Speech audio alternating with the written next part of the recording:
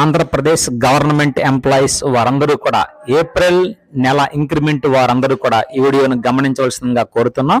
ఇక్కడ 20,000 రూపాయలు అంటే బేసిక్ పే మనకు తీసుకుంటూ గ్రాస్ ఎంత ఉంటుంది, అలాగే స్టాండర్డ్ డిడక్షన్స్ ఎంత ఉంటుంది, ట్యాక్స్ న్యూ రిజమ్ ప్రకారం ఎంత ఉంటుంది, రిబేట్ ఎంత, ట్యాక్స్ మైనస్ రిబేట్ ఎంత, సెస్ 4% ఎంత అవుతుంది, టోటల్ ట్యాక్స్ ఎంత పడుతుంది అనేది మనం వీడియో ద్వారా తెలుసుకోవచ్చు.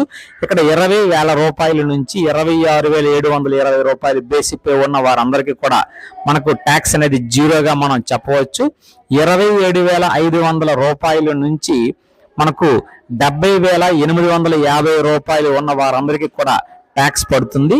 కానీ ఈ ట్యాక్స్ అనేది రిబేట్ రూపంలో మనకు మైనస్ అయిపోతుంది కాబట్టి వీళ్ళు పెయిడ్ ట్యాక్స్ టోటల్ ట్యాక్స్ వచ్చి జీరోగా మనం చెప్పవచ్చు. ఇందులో అలాగే 72,810 రూపాయల నుంచి అక్కడ నుంచి 1,74,790 రూపాయలు ఉన్నటువంటి బేసిక్ పే ఉన్న వారందరికీ కూడా ట్యాక్స్ అనేది పడుతూ ఉంది.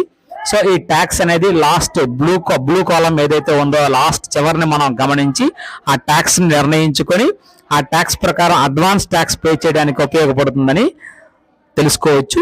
Thank you.